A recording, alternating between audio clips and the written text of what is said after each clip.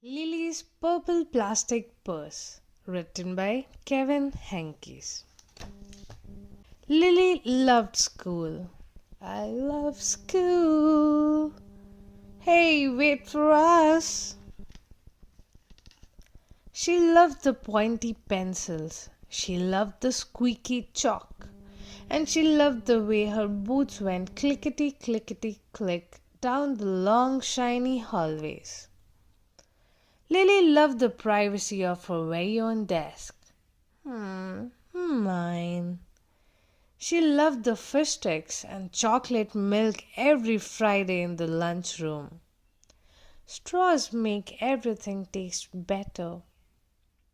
And most of all, she loved her teacher, Mr. Slinger.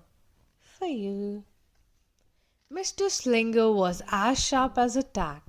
He wore artistic shirts, he wore glasses on a chain around his neck, and he wore a different colored tie for each day of the week.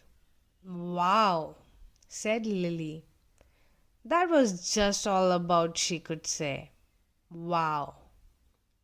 Instead of greeting students or good morning pupils, Mr. Slinger winked and said, Howdy. He thought that desks and rows were old-fashioned and boring. Do you rodents think you can handle a semicircle? And he always provided the most tasty snacks, things that were curly and crunchy and cheesy. I want to be a teacher when I grow up, said Lily. Me too, said her friends Chester and Wilson and Victor. At home, Lily pretended to be Mr. Slinger. I am a teacher, she told her baby brother Julius. Listen up! Lily even wanted her own set of deluxe picture encyclopedias. Teachers know everything. What's with Lily? Asked her mother. I thought she wanted to be a surgeon or an ambulance driver or a diva, said her father. It must be because of her new teacher, Mr. Slinger, said her mother. Wow, said her father. That was just about all he could say. Wow. Whenever the students had free time, they were permitted to go to the light bulb lab in the back of the classroom. They expressed their ideas creatively through drawing and writing. Lily went often. She had a lot of ideas. She drew pictures of Mr. Slinger and she wrote stories about him too.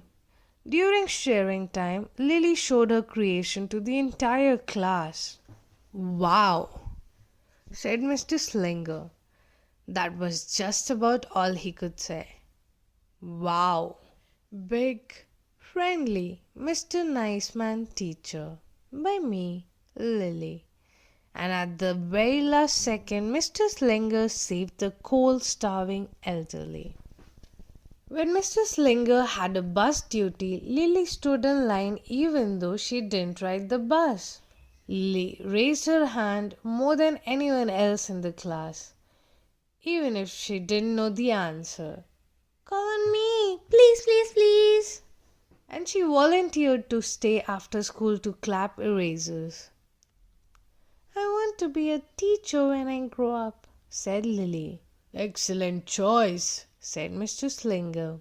One Monday morning, Lily came to school specially happy. She had gone shopping with her Grammy over the weekend. Lily had a new pair of movie star sunglasses, complete with glittery diamonds and a chain like Mr. Slinger. She had 3 shiny quarters.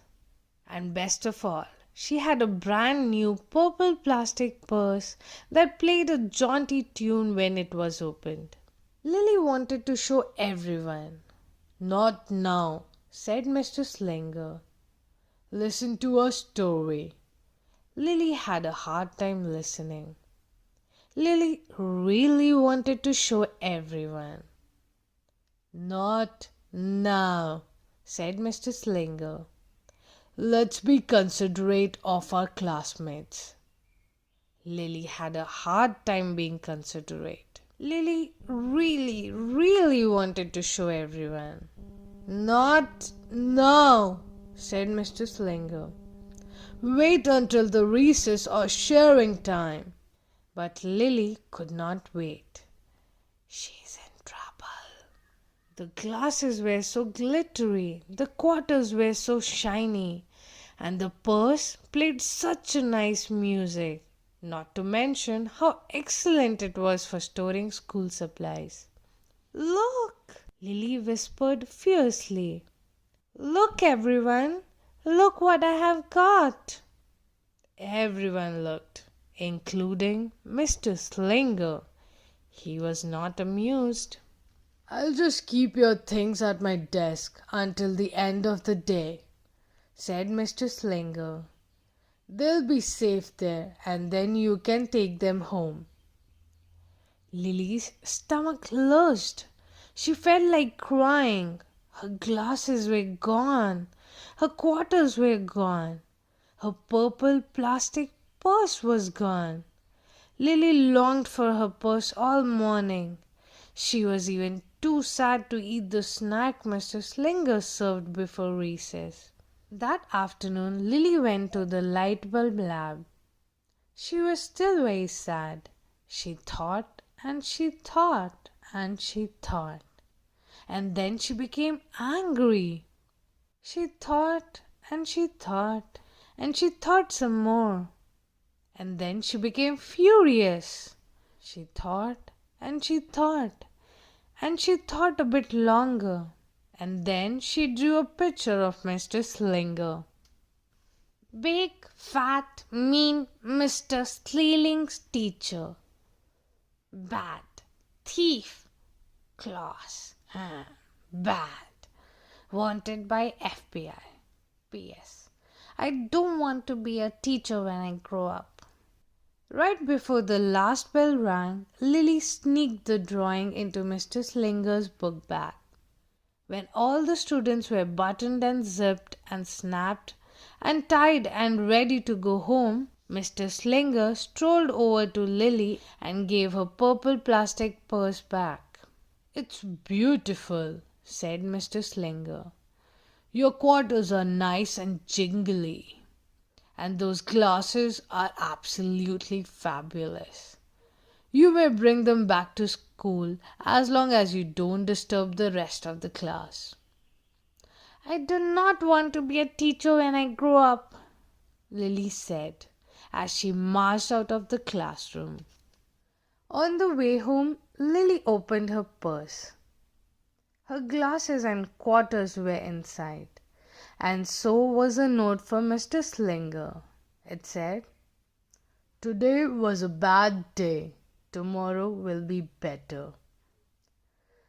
There was also a small bag of tasty snacks at the bottom of the purse. Lily's stomach lurched. She felt like crying. She felt simply awful.